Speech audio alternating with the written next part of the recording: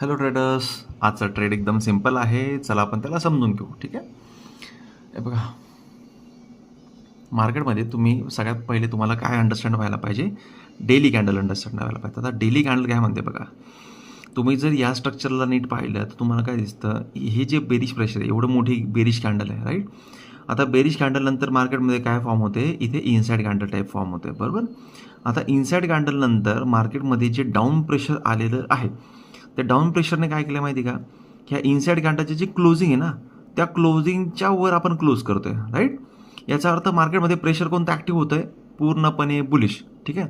आता यालाच तुम्ही मॉर्निंग स्टार म्हणू शकता. मॉर्निंग स्टार तुम्ही केव्हा म्हणणार माहिती का, जस्ट ही जी ग्रीन कॅन्डल आहे ह्या रेड कॅन्डलच्यावर क्लोजिंग करेल, बरोबर.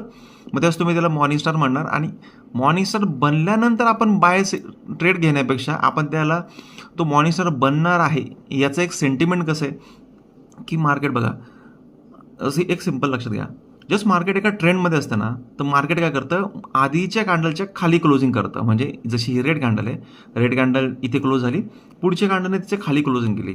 आता त्याच्या पुढची जी कॅन्डल आहे ना, ती इथे स्टार्ट होऊन खाली तर गेली, पण मार्केटने काय केलं, रिजेक्शन दिलं आणि ह्या रेड कॅन्डलच्या वर आपल्याला क्लोजिंग मिळाली, राईट. याचा अर्थ प्रेशर कोणतं ॲक्टिवेट झालं, बुलिश प्रेशर ॲक्टिवेट झालं. बुलिश प्रेशर ॲक्टिवेट झाल्यानंतर तुम्हाला काय दिसतं, मार्केट इथे पहिले खाली आलं, खालच्या बाजूला आल्यानंतर मार्केट डाऊन डायरेक्शन रिजेक्ट करते आणि वरच्या बाजूला कास्ट करते. म्हणून याचा अर्थ काय होतो की आपल्याला कोणत्या डायरेक्शनचा ट्रेड प्लॅन करायचा आहे, बुलिश.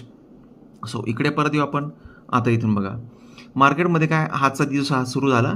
आता दिवस सुरू झाल्यानंतर सकाळी मार्केटमध्ये पहिले फॉल आहे. मला एक्सपेक्टेडच होतं की मार्केटमध्ये पहिले फॉल यायला पाहिजे, कारण की फॉल आला ना तर वरच्या बाजूला एक चांगली बेरिश लिक्विडिटी क्रिएट होऊन जाते. बेरिश लिक्विडिटी क्रिएट झाली की म्हणजे ज्यांना बेरिश जायचं आहे ह्या लेवलपासून, ते लोक इथून बेरिश प्लॅन करतील आणि मार्केटमध्ये जसं बेरिश मुवमेंट आली तसं ते लोक पोझिशन क्रिएट करतील. आता जसं इथे बघा, एक बुलिश कॅन्डल आली. आता बुलिश कॅन्डलने काय केलं, सगळ्यात पहिले यांचा एसएल घेतला आणि मार्केट खाली यायला सुरुवात झालं. पण खाली आल्यानंतर बघा, मार्केट खाली कंटिन्यू करते का परत वर येते, परत वर येते, राईट ना. आता इथे सिम्पल आहे, इथे मार्केट होल्ड करते बघा, होल्ड करते म्हणजे ही लेवल काय झाली, ॲब्झॉर्प्शन लेवल झाली. मार्केट इथे तो सिनेरियो पूर्णपणे ॲब्झॉर्ब करते, म्हणजे सेलिंग प्रेशर ॲब्झॉर्ब करते. आणि म्हणून आपली पोझिशन जी होती ना, ती या ठिकाणी मी पोझिशन डिप्लॉय करून टाकली या दोन कॅन्डलमध्ये. कारण की सेलर्स, लक्षात घ्या, सेलर्स कधी येतात ना, ते ॲग्रेसिव्ह येतात. सेलर्स कधीही ॲग्रेसिव्ह असतात. सेलर कधी आता सध्या मार्केटमध्ये पूर्ण रिव्हर्सल पोझिशन होती, त्याच्यामुळे तुम्हाला सेलर कुठेच इकडे ॲग्रेसिव्ह दिसतच नाही आहे. मार्केटमध्ये पूर्ण होल्डिंग करण्यात आली, मार्केटला वर फिरवण्यात आलं आहे. ठीक आहे. तर सेलर कधी पण ॲग्रेसिव्ह असतात. तुम्हाला इथे मार्केट पूर्णपणे ग्रीन कॅन्डलमध्ये इनसाइड बनवून मार्केटवर जाताना दिसते. ठीक आहे.